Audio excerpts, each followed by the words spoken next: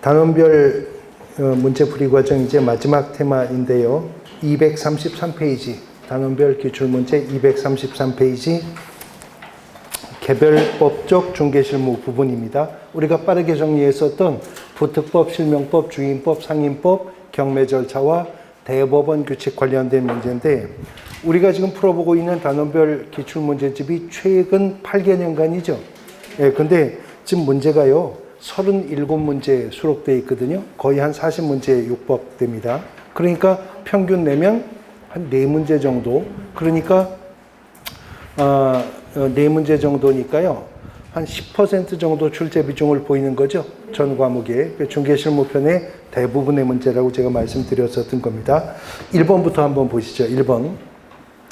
주식회사 A가요, 공장 부지를 확보하기 위해서 그 직원 갑과 명의신탁 약정을 맺고, 갑은 2020년 6월 19일 개업공인중개사 의뢰중개로 병 소유의 X토지를 매수하여 2020년 8월 20일 갑의 명의로 등기를 했습니다. 이에 관한 설명으로 틀린 것은, 지금 명의신탁 약정을 맺었다는데 이 무슨 명의신탁이 보이시나요? 3자 간의 등기 명의신탁인가요? 아니면 계약 명의신탁인가요? 지금 이렇게 얘기를 하고 있어요. 주식회사 A가 그 직원인 갑과 명의신탁 약정을 맺었다고 하는 거죠. 그리고 의뢰중개로 인해서 갑이 병과 계약을 체결했다고 하죠. 병과 계약을 체결을 하고요. 그 다음에 병에게서 갑에게로 소유권 이전 등기가 되었다. 지금 이 말을 하는 거잖아요. 그러면 신탁자가 누구예요? 주식회사 A가 신탁자이고, 그러면 수탁자가 직원 갑이잖아요. 그러면 신탁자와 수탁자 사이에 명의신탁 약정을 한 상태에서 사실 자금은 어디서 나왔어요? 주식회사에서 나온 자금을 지원을 받은 직원 갑이 회사에서 받은 돈을 가지고 병과 계약을 하고, 등기는 직원 갑의 명의로 등기를 했다는 거잖아요. 예, 그러면서 내부적으로는 그건 직원 땅이 아니라 주식회사 땅으로 하기로 하는 내부적인 약정이 있다. 무슨 명의신탁이죠? 예, 지금 계약 명의신탁이요. 계약 명의신탁에 대해서 묻고 있는 문제가 작년에 출제가 되었었던 겁니다. 보겠습니다. 틀린 거 1항. A와 갑 사이의 명의신탁 약정은 병의 선의 악의를 묻지 아니하고 무효이다. 그래요? 네. 이 명의신탁 약정은요, 양자 간의 등기 명의신탁 약정이든 3자 간의 등기 명의신탁 약정이든 계약 명의신탁 약정이든 명의신탁 약정 자체는 항상 유효하죠. 네? 항상 무효하죠. 항상, 그러니까 제대로 듣고 계신지 좀 확인해 보려고 합니다. 항상 무효하죠. 그런데요, 항상 무효한데 등기 명의신탁에서는 명의신탁 약정만 무효가 되는 것이 아니라 그 등기와 물권 변동도 무효가 되잖아요. 근데 여기서는 계약은 유효한 건 당연지사고, 이 등기와 이 물권 변동도 유효할 수 있죠. 어떤 때? 병이 선의였을 때. 언제 몰랐을 때? 네, 계약 체결 당시 병이 갑이 수탁자인 걸 몰랐었다면 명의신탁 약정은 무효가 되지만 등기와 물권 변동은 유효할 수 있습니다. 2항. 병이 갑에게 소유권 이전 등기를 할 때 비로소 A와 갑 사이의 명의신탁 약정 사실을 알게 된 경우에 X토지의 소유자는 병이다. 그래요? 소유권 이전 등기를 할 당시가 아니라 계약 체결 당시 몰랐었을 때죠. 2항이 틀렸고요. 일단 2항 정답이고. 3항. A는 갑에게 X토지의 소유권 이전 등기를 청구할 수가 없다. 그렇죠? 그 다음에 4항. 갑이 X토지를 정에게 처분하고 소유권 이전 등기를 한 경우에 정은 유효하게 소유권을 취득한다. 그랬는데 지금 문제 속에 정은 안 나왔었잖아요. 근데 갑자기 지문에서 정이 등장했는데 직원 갑이요. 회사에서 준 돈을 가지고 산 땅을 회사 동의 없이 정에게 팔았다는 거 아니에요? 그러면 정은 제3자가 되는 거죠. 제3자가 되는데 명의신탁 약정의 무효와 등기와 물권 변동의 무효는 제3자에게는 대항할 수 없다고 했었죠. 이 제3자가 선의였었든 악의였었든 불문하고 제3자에게는 대항할 수가 없는 겁니다. 그러면 정씨가 명의신탁 약정이 있었다는 사실을 알았고 계약의 당사자인 매도인은 수탁자인 걸 알고 샀어도 A 주식회사는 정에게 권리 주장 못하는 거예요? 네, 선악을 불문하기 때문에 그렇습니다. 근데 유의해야 될 것은 그러나 제3자 정씨가 이러한 수탁자의 배임 행위에 적극 가담한 증거가 나오면 이제 얘기가 달라지겠죠. 그거는 선량한 풍속 기타 사회 질서에 반하는 행위로서 무효가 될 수는 있겠습니다. 그 다음 5항 A와 갑의 명의신탁 약정을 병이 알지 못한 경우에 갑은 X 토지의 소유권을 취득한다. 지금 이 경우죠. 병이 몰랐었다면 그때는 갑이 등기와 물권 변동의 효과가 유효하게 되는 것이기 때문에 소유권을 취득하게 됩니다. 2항이 정답이 되겠네요. 이어지는 2번 문제. 개업공인중개사 갑의 중개로 을은 X 소유의 서울특별시 소재 X 상가 건물에 대해서 보증금 10억 원에 1년 기간으로 병과 임대차 계약을 체결했다. 을은 X 건물을 인도받아 2020년 3월 10일 사업자 등록을 신청했고요. 2020년 3월 13일 임대차 계약서상에 확정일자도 받았답니다. 이 사례에서 상가 건물 임대차 보호법령의 적용에 관한 갑의 설명으로 틀린 것은 지금 이 상가 건물의 소재지가 어디에 있대요? 서울특별시. 그런데 상가 건물 임대차 보호법의 전면 적용을 받으려면 서울특별시라면 환산보증금이 얼마? 9억 원 이하여야 되는데 지금 환산보증금이 얼마요? 그러면 상임법의 전면 적용의 대상은 아니네요. 근데 앞서 말씀드렸듯이 환산보증금 일정액을 초과한다고 해서 상임법이 완전히 적용을 배제받는 건 아니죠. 일부는 적용받는 거잖아요. 그 얘기예요. 그러면 1항 을은 2020년 3월 11일 날 대항력 취득합니까? 네. 예, 지금 을이 상가 건물을 인도받고 사업자 등록을 신청했다고 했죠. 네. 3월 10일 날. 그러면 대항력은 언제 생겨요? 11일. 예, 요건을 확보한 여기 이길 0시에 발생하니까 3월 11일부터는 대항력 생기죠. 네. 환산보증금 일정액을 초과했어도. 그 다음 2항 을은 2020년 3월 13일 보증금에 대한 우선 변제권을 취득한다. 상임법상 확정일자에 의한 우선 변제권은 환산보증금이 상가가 서울이었다면 9억 원 이하여야만 주장하는 거죠. 그러니까 이 임차인은요, 확정일자를 받았다 하더라도 우선 변제권을 확보할 수는 없는 거예요. 그러면 이런 임차인은 어떻게 해서 우선 변제권을 확보하죠? 이런 임차인은요, 확정일자 받아도 우선 변제권 없어요. 그러니까 어떻게 우선 변제권 확보해야 되겠어요? 그렇죠. 임대인의 동의를 얻어서 전세권 설정 등기 같은 거 해야죠.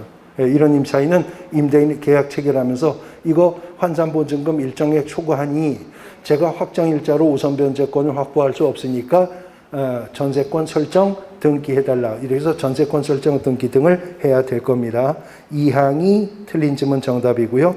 3항 병은 을이 임대차 기간 만료 6개월 전부터 1개월 전까지 사이에 계약갱신 요구할 경우에 정당한 사유 없이 거절하지 못한다. 환산보증금 일정액을 초과해도 최초의 임대차 계약 기간을 포함해 10년을 초과하지 않는 범위 내에서 계약갱신은 요구할 수 있다 했었습니다. 사항이 그 말인데 을의 계약갱신 요구권은 최초의 임대차 기간을 포함한 전체 임대차 기간이 10년을 초과하지 않는 범위 내에서 행사할 수 있습니다. 그 다음 5항 을의 계약갱신 요건에 의해서 갱신되는 임대차는 전 임대차와 동일한 조건으로 다시 계약이 된 것으로 보는 것이죠. 2항이 정답입니다. 3번 문제. 개업공인중개사 갑의 중개로 병은 2018년 10월 17일 을 소유의 용인시 소재 X주택입니다. 이번에는 아까 상가였고요. 주택에 대해서 보증금 5천만 원의 2년 기간으로 을과 임대차 계약을 체결하고 계약 당일 주택의 인도와 주민등록 이전, 그러면 대항 요건 갖춘 거네요. 그 다음 임대차 계약 증서상에 확정일자를 받았다. 그러면 앞으로 우선 변제권도 발생하겠죠. 병이 임차권 등기 명령을 신청하는 경우 주택임대차 보호법령의 적용에 관한 갑의 설명으로 옳은 것은 1항 병은 임차권 등기 명령 신청의 취지와 이유를 적어야 하지만 임차권 등기 원인이 된 사실을 소명할 필요가 없나요? 네? 당연히 소명해야 되겠죠. 네, 임차권 등기 명령 신청서에 소명이 있어야 되겠죠. 2항 병이 임차권 등기와 관련해서 든 비용은 을에게 청구할 수 있는데 임차권 등기 명령 신청과 관련해서 든 비용은 을에게 청구할 수 없어요? 임차권 등기 비용뿐만 아니라 그 소요 비용도 청구할 수 있다고 했었습니다. 3항 임차권 등기 명령의 집행에 따르는 임차권 등기를 마치면 병은 대항력을 유지하지만 우선 변제권 유지하지 못해요? 종전의 대항력과 종전의 우선 변제권이 모두 소급해서 인정이 되어 가는 것이죠. 그 다음 사항 임차권 등기 명령 집행에 따르는 임차권 등기 후에 병이 주민등록을 서울특별시로 이전한 경우에 대항력을 상실한다. 임차권 등기가 격려된 이후에는 대항 요건을 더 이상 유지하지 않아도 된다고 했었어요. 5항 임차권 등기 명령의 집행에 따라 임차권 등기가 끝난 X주택을 임차한 임차인 정은 소액 보증금에 관한 최우선 변제를 받을 권리가 없다. 5항이 맞죠? 왜 그렇다고 그랬어요? 임차권 등기가 되었다는 사실은 누구나 등기상 증명서만으로 알 수가 있는 정보죠. 그러니까 위험 부담을 감수하고 들어왔다고 보는 것이고요. 그리고요. 임차권 등기가 격려된 주택에 새롭게 들어오는 임차인에게 소액 임차인이라고 최우선 변제권을 인정하면요. 주택가에게 2분의 1 범위까지 선순위 임차권 등기권자의 권리를 침해할 위험마저도 있어요. 그래서 임차권 등기가 격려된 주택에 들어오는 임차인은 소액 임차인이어도 최우선 변제권 인정하지 않는다라고 하는 거죠. 그러면 올해는 이걸 물어볼 수도 있는데 그러면 임차권 등기가 격려된 이후에 들어오는 다른 임차인이 대항 요건을 확보하고 확정일자를 받게 되면 우선 변제권 인정해 줍니까?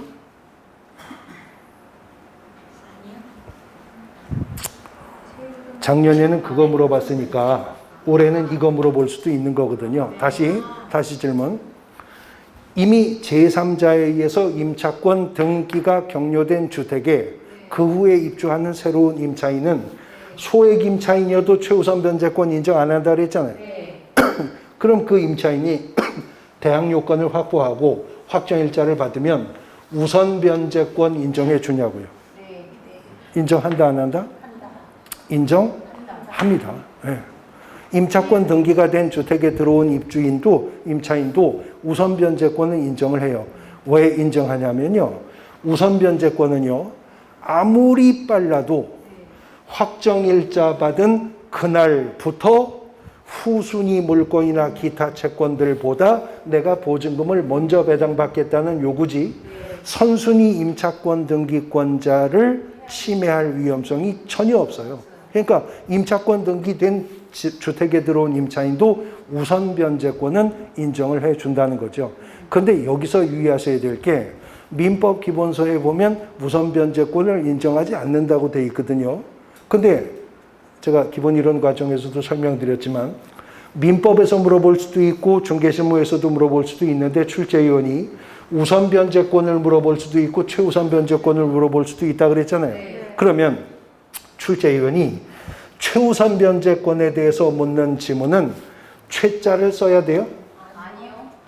최자를 쓰면 최우선 변제권, 없으면 우선 변제권, 그게 아니라 그랬어요. 그러니까 지금 출제위원이 그 문제 지문 속에서 우선 변제권을 물어보는지 최우선 변제권을 물어보는지는 최자가 있다 없다로 판단하면 안 되고 문장의 문맥 속에서 판단하셔야 된다는 겁니다. 주임법이든 상임법이든 이거나 저거나 둘 중에 하나를 물을 수 있잖아요. 물어볼 테니까 답변을 하세요.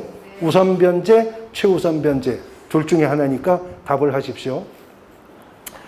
다른 담보 물권에 우선하여 배당받을 권리.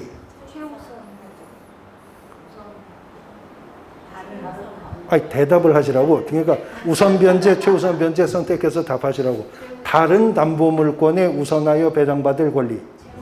예, 최우선 변제 말하는 거예요. 지금 순위 없이 그냥 다른 담보 물권이라고 말하면. 근데 후순위 물권, 기타 채권에 우선하여 배당받을 권리. 그러면 그냥 우선 변제권을 말하는 거예요. 임차 보증금 전액에 대한 우선 변제권. 네, 우선 변제권 말하는 거죠. 일정액에 대한 일정액의 우선 변제권. 네, 그러면 최자 안 썼어도 그거는 최우선 변제권을 말하는 겁니다. 주택가액의 2분의 1 범위 내에서만 보장되는 우선 변제권. 최우선 변제권 말하는 것이죠. 확정일자의 기한 우선 변제권. 그냥 우선 변제권을 말하는 거죠.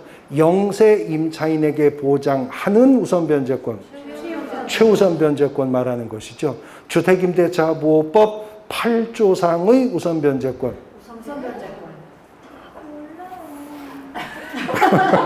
모르면 찍으라 그랬잖아요. 네, 최우선 변제권 말하는 거예요. 최우선 변제권. 그래서 민법에 제3자에 의해서 임차권 등기가 격려된 주택에 입주한 임차인은 주임법 8조상의 우선 변제권을 인정하지 않는다. 그렇게 돼 있어요. 그 8조가 가보면 이 최우선 변제권 말하는 거거든요. 그러니까 최자가 있다 없다로 획일적으로 판단할 문제는 아니라는 것입니다. 5항이 정답입니다. 4번 문제. 매수신청 대리인으로 등록한 개업공인중개사가 매수신청 대리 위민에게 민사집행법에 따르는 부동산 경매에 관해서 설명한 내용으로 틀린 것은 1항 매수인은 매각 대상 부동산의 경매 개시 결정에 기입 등기가 마쳐진 후 유치권을 취득한 자에게 유치권으로 담보하는 채권을 변제할 책임이 있다. 경매 기입 등기가 마쳐진 이후에 주장하는 유치권은 인정될 수가 없겠죠. 적어도 경매 기입 등기 전에 유치권을 확보했어야 됩니다. 그런데 경매 절차에서요. 경매 절차에서 항상 인수가 되어서 언제나 낙찰자의 부담이 되는 권리가 있다고 했었습니다. 법정지상권 항상 인수가 되어 낙찰자가 매각대금 완납한 거하고는 별개의 부담으로 떠안아야죠. 임야가 경매 물건일 때에는 분묘기지권의 문제가 생길 수 있다고 그랬는데 분묘기지권도 매각대금을 완납하여 임야의 소유권을 취득할 때 확정적으로 부담하게 되죠. 그리고 유치권도 항상 인수가 되지만 경매 기입 등기 전에 유치권이 발생했어야 주장할 수가 있는 겁니다. 그런데 문제는요. 법정지상권, 분묘기지권, 유치권 항상 낙찰자가 매각대금 완납한 거 외에 추가 부담으로 떠안아야 되는 권리들인데 어느 하나 등기사항 증명서로 확인되는 권리가 없죠. 그러니까 이런 권리는 어떻게? 현장 확인을 통해서 확인해야 될 권리가 될 것입니다. 1항이 틀린 지문 정답이고요. 2항 차순위 매수신고는 그 신고액이 최고가 매수신고액에서 그 보증액을 뺀 금액을 넘는 때에만 할 수 있다. 그렇죠? 자, 이 넘는 때라는 표현은 이상을 말하는 거예요. 초과를 말하는 거예요. 네, 초과를 말하는 겁니다. 그러니까 2등도 2등 나름이어야 차순위 매수신고인 대접을 해주겠다. 그 말이죠. 자, 여기서 보시면 매각 준비 과정에서 최저 매각 가격을 정하게 될 것이라고 했었죠. 네. 근데 예를 들어 최저 매각 가격이 1억 원이었었어요. 그러면 매각을 실시하면요. 입찰 보증금 얼마 냅니까? 1,000만 원을 내는 것이 예전에 민사소송법상의 경매와는 달리 현행 민사집행법상 경매에서는 입찰 보증금은 최저 매각 가격의 10%지 응찰 가격의 10%가 아니기 때문에 그랬었죠. 그런데 매각을 실시했는데 최고가 매수 신고인이 나왔어요. 최고가 매수 신고인의 매수 신고 금액이 2억 원이었었다고요. 근데 2억 원을 매수 신고해서 최고가 매수 신고인이 된 자가 매수 허가 결정을 받아놓고도 대금 납부 기한까지 대금을 완납하지 못하면 차순위 매수 신고인이 있다면 지위가 승계되겠죠. 그러면 차순위 매수 신고인이 되려면 얼마 매수 신고를 했어야 된다? 1억 9천 초과. 그러니까 응찰가 1억 9천 썼었으면 차순위 매수 신고인이 돼야 안 돼요? 안 되는 겁니다. 안 되는 거예요. 그러니까 넘는 때라고 말하는 게 맞죠? 예, 초과라는 표현. 또 다른 표현으로 경과라는 표현 쓸 수도 있겠네요.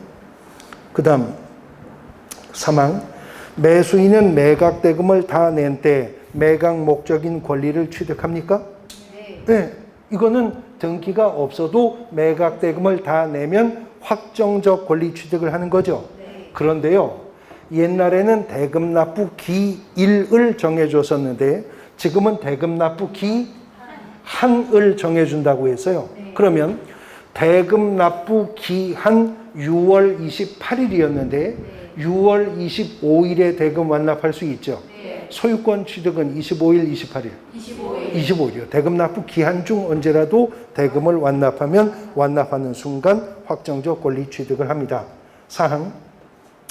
재매각 절차에서는 전 매수인은 매수 신청을 할 수가 없으며 매수 신청의 보증을 돌려줄 것을 요구하지 못한다. 그렇죠?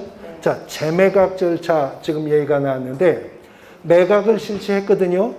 그런데 최저 매각 가격 이상으로 매수 신고한 자가 없어요. 그래서 민사집행법상의 경매는 1기일 2회 입찰을 할 수도 있다고 그랬죠. 그랬는데도 최저 매각 가격 이상으로 매수 신고자가 없으면 유찰 선언해야죠. 그러면 경매 절차는 원점으로 돌아가죠. 이거 세매각, 재매각. 이거 세매각이라고 했어요. 근데 유찰되어서 돌아가는 세매각 절차는 최저 매각 가격이 변동이 있어야죠. 매각 조건이 떨어져야죠. 통상적으로 20%, 집행법원에 따라 30% 저감될 수도 있습니다. 그런데 매각을 실시했는데 최고가 매수 신고인이 있었고 매수 불허가 결정이 나와서 돌아가는 거 무슨 매각? 그것도 세매각이라고 그랬어요. 그것도 세매각. 그러나 이때는 저감률 적용은 없다고 그랬었죠. 근데 유턴 지점이 더 가다가 유턴합니다. 최고가 매수 신고인이 매수 허가 결정을 받았는데 대금 납부 기한까지 대금을 납부하지 못하고 차순위 매수 신고인도 대금을 납부하지 못하거나 아예 차순위 매수 신고인이 없다면 돌아가죠. 이것이 그게 재매각입니다. 그게 재매각이고요. 재매각 절차가 진행되면 전 경매 절차에서 매수 허가 결정을 받고도 대금을 납부하지 못한 자는 재매각 절차에 참여할 수 없을 뿐더러 아까 입찰 보증금 1,000만 원 낸 거 있죠? 그것도 돌려주지 않고 배당 재산으로 흡수가 되게 될 것이다 하는 것입니다.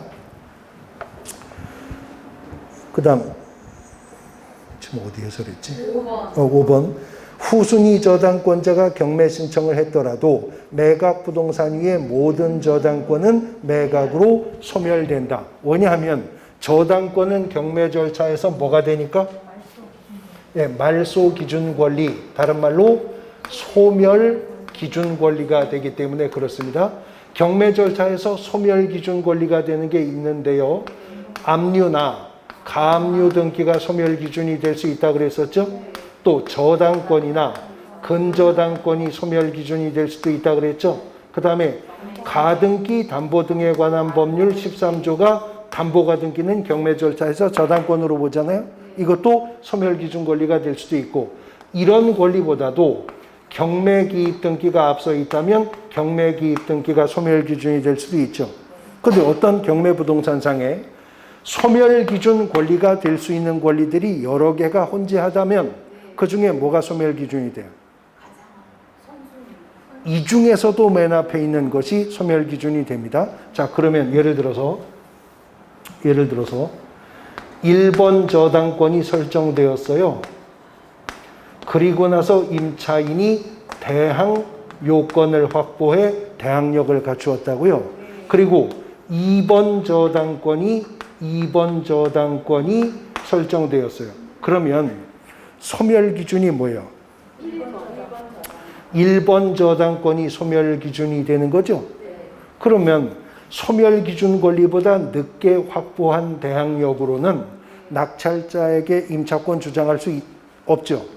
그래서 제가 대항력은 있다 없다라고 말할 수 있는 것이 아니라 누구에게는 대항할 수 있다거나 누구에게는 대항할 수 없다거나 상대적인 개념이라고 했어요. 그러면 1번 저당권이 설정되고 임차인이 대항력을 확보하고 2번 저당권이 설정됐는데 2번 저당권이 경매 신청할 수 있나요? 네. 2번 저당권 경매 신청할 수 있어요? 네, 있습니다. 그럼 2번 저당권이 경매 신청하면 소멸 기준은 뭐예요? 그래도 1번 저당권이 소멸 기준이 되는 것이기 때문에 소멸 기준 권리는 무조건 다 말소가 되는 권리라고 그랬죠? 모든 저당권 말소가 되고 이 임차권으로는 낙찰자에게 대항할 수가 없습니다. 자, 그러면 임차주택을 고르는데요. 선순위에 저당권이 설정되어 있는 주택이라면 내가 이 집 들어가서 살고 있는 동안 이 집이 경매에 넘어가도 낙찰자에게 임차권 주장할 꿈은 접고 들어가야죠. 그런 거죠. 그러면 이 임차인은 이제 경매 넘어가면 낙찰자에게는 임차권을 주장할 수 없으니 사고가 발생하면 보증금 어디서 받아야 돼요? 네? 보증금 어디서 받아야 돼요? 낙찰자에겐 달라고 못해요. 그럼 어디 가서 받아요? 이 집 경매 넘어가면 배당으로 받아야죠. 배당으로 받으려면 후순위 물권이나 기타 채권보다 내가 먼저 보증금을 받으려면 대항력 가지고 안 되는 거네요. 뭘 해야죠? 확정일자 받아야죠. 확정일자를 받으면 이 임차인이 이제 배당 요구 종기 전에 배당을 요구했다면 후순위 물권이나 기타 채권보다는 먼저 보증금을 배당받을 수 있죠. 그러나 1번 저당권자보다는 먼저 배당받지 못하죠. 항상? 언제나? 늘? 아니요. 그건 아니고 그건 아니고 임차인이 소액 임차인이면 말이에요. 소액 임차인이면 주택가액의 2분의 1 범위 내에서는 1번 저당권자보다 먼저 배당받아요. 뭐의 2분의 1? 주택가액의 2분의 1. 그럼 주택가액이 뭔데요? 공시가격? 주택가격 상가건물 가액의 2분의 1 범위 내에서 최우선 변제해 준다는데 그 주택가액 상가건물 가액이 뭐예요? 낙찰가격? 실제 배당할 금액입니다. 실제 배당할 금액. 경매 절차에서 이제 다 정리하면 배당할 금액이 확정되잖아요. 그 금액 기준으로 2분의 1 범위를 산정하는 겁니다. 어쨌거나 소액 임차인이라면 주택가액의 2분의 1까지는 배당을 받을 수 있죠. 그러나 나머지는 저당권 1번이 배당을 받고요. 잔여 금액이 있어야 후순위 물권이나 기타 채권보다 보증금 먼저 배당받을 수가 있는 겁니다. 그런데요, 이 임차인이 말이 나온 김에 조금 더 사례를 펼치면 임차인이 임차 보증금이 5억 원이었다. 5억이 많아요? 그럼 3억을 할게요. 보증금이 3억 원이었다. 자, 3억 원이었다 하더라도 대한민국 어디에서든 이 임차인은 주택이 서울에 있어도 최우선 변제 주장 못하죠. 소액 임차인 아니잖아요. 그러면 이제 후순위 물권이나 기타 채권보다 우선 변제권을 주장해야죠. 아, 근데 이 집이 경매 넘어갔는데요. 경매 넘어가고 나서 임차인이 보니까 그때 동사무소 가서 분명히 전입신고하면서 확정일자를 받은 줄 알았는데 계약서를 찾아보니까 확정일자가 없어요. 받은 줄 알았는데 깜빡한 거예요. 확정일자 안 받았네요. 그러면 임차권은 채권이에요, 물권이에요? 채권이죠. 채권은 물권과 채권이 싸우면 누가 이겨요? 무조건 물권이 이기죠. 그러면 뒤에 있는 저당권, 근저당권, 모든 담보물권 배당이 끝나고도 배당 금액이 남아야 일반 채권으로 임차인은 배당받을 수 있겠네요. 그렇게 맨 뒤로 가면 이제 이 임차인 사실 배당받을 돈이 없어져 버립니다. 그런데 보증금이 3억 원이었었거든요. 1번 저당권이 경매 신청했고요. 근데 1번 저당권 채권액이요, 소액입니다. 3천만 원에 불과합니다. 그러면 임차인이 하늘이 무너져도 솟아날 구멍이 있네요. 예, 그러면 이제 임차인은 어떻게 하면 돼요? 1번 저당권을 1번 저당권을 어떻게 해요? 이게 좀 배우신 분답게 유식하게 말하면 1번 저당권을 어떻게? 이 채권액을 변제? 네, 무슨 변제? 채권 변제? 대위 변제. 1번 저당권을 대위 변제해버리면 되죠. 그럼 대위 변제를 하면 소멸 기준에 이동이 발생하죠. 이제 2번 저당권이 소멸 기준 되죠. 소멸 기준 권리보다 앞서 대항력을 확보했죠. 그러면 보증금 3억 원 전액 낙찰자에게 달라고 할 수 있죠. 그러면 아까 대위 변제하는데 3천 썼어도 2억 7천은 건지는 거잖아요. 그러니까 이런 경우에 있어서는 매수 신고인 입장에서 소멸 기준 권리보다 뒤에 있네. 이건 내가 얼마에 낙찰받든 나한테 달려들 수 없네. 이렇게 생각하면 안 되죠.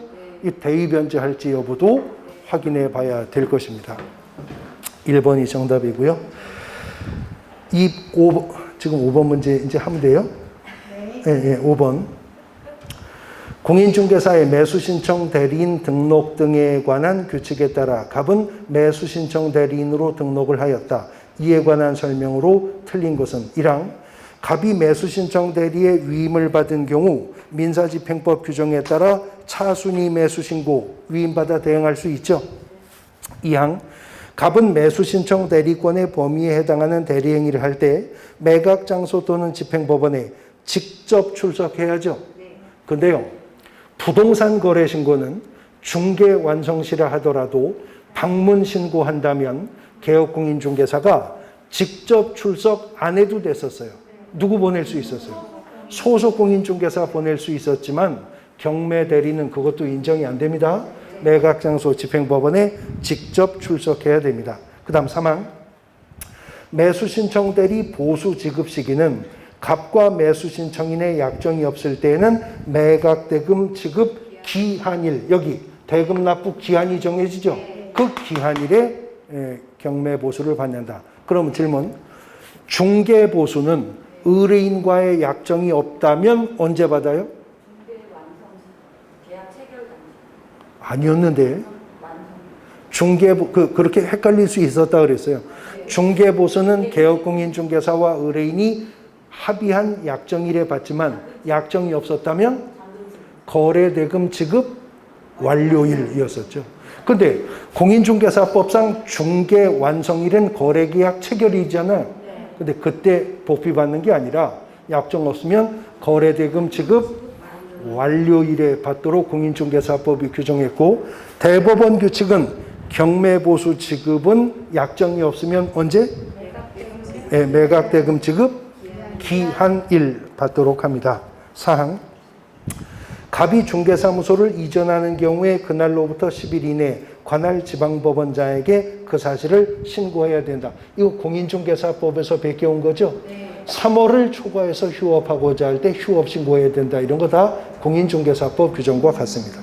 5항 갑이 매수신청 대리에 업무정지 처분받을 수 있는 기간은 1월 이상 6월 이하가 아니라 1월 이상 2년 이하입니다. 우리 공인중개사법에서 정지는요, 업무정지든 자격정지든 다 6개월의 범위 내에서이지만 대법원 규칙상의 경매대리 업무정지는 1월 이상 2년 이하가 됩니다. 5항이 정답입니다. 6번 문제.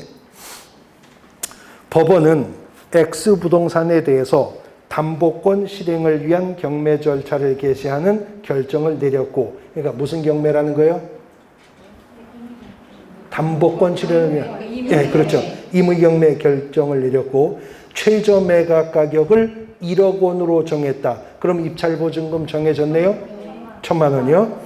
기1 입찰로 진행되는 이 경매에서 매수 신청을 하고자 하는 의뢰인 갑에게 개업공인중개사가 설명한 내용으로 옳은 것은 1항 갑이 1억 2천만 원의 매수 신청을 제공하는 경우 법원에서 달리 정함이 없으면 1,200만 원 보증금액을 제공합니까? 입찰 보증금은 매수 신고가가 1억 2천이라 하더라도 얼마? 그러니까 얼마? 1,000만 원 제공하면 됩니다. 틀렸고요. 2항 최고가 매수 신고를 한 사람이 2명인 때에는 법원은 그 2명뿐만 아니라 모든 사람에게 다시 입찰하게 해야 돼요? 어떻게 한다 그랬어요? 자, 이거 제가 설명한 적이 있는데 최저 매각가가 지금 1억 원이라죠? 근데 1억 2천을 매수 신고했다 하더라도 입찰 보증금은 1,000만 원 내는 거죠. 근데 1억 2천을 매수 신고한 게 최고가 매수 신고이거든요. 근데 A도 1억 2천을 썼고요. B도 1억 2천을 썼어요. 그럼 경매 절차를 전 매수 신고인들에게 다시 해요? 이들만의 리그죠. 이제는 결승전 한다 그랬죠. 그런데 지금 거기까지만 물어봤는데 출제자 그런데 A가 1억 3천을 썼고요. B가 1억 8천을 썼으면 이제 최고가 매수 신고인 정해졌죠? 누구요? B가 최고가 매수 신고인이 되는 거잖아요. 근데 A도 1억 8천을 썼으면 어떻게 해요? 추가 입찰을 했는데 A도 1억 8천, B도 1억 8천을 또 썼어요. 또 똑같은 금액이에요. 그럼 어떻게 해요? 예? 협의? 아니 협의가 되겠어요 지금 이 마당에? 예, 예, 추첨 뽑기가 아니고 추첨이라고 했었습니다. 예, 추첨에 의해서 최고가 매수 신고인을 결정하도록 민사집행법은 정한다 그랬죠. 근데 민사집행법에는 규정되어 있지는 않지만 추첨을 하게 되면 누가 먼저 뽑기를 하는지는 어떻게 정한다? 네, 가위바위보로 정한다고 했었죠. 규정은 아니지만 추첨에 의해서 결정되게 될 것입니다.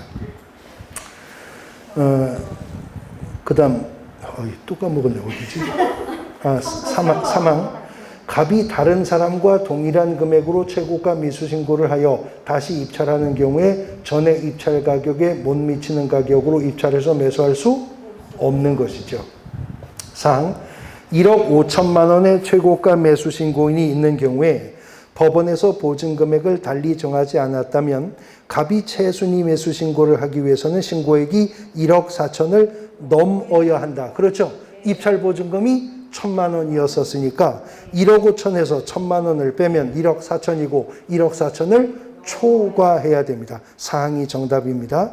5항 갑이 차순위 매수 신고인인 경우에 매각기일이 종결되면 즉시 매수 신청 보증을 돌려줄 것을 신청할 수가 있어요? 차순위 매수 신고인은 매수인이 대금을 완납을 했을 때 매수 책임을 벗게 될 겁니다. 4항이 정답이 되겠습니다. 쉬었다가 이어가도록 하시죠.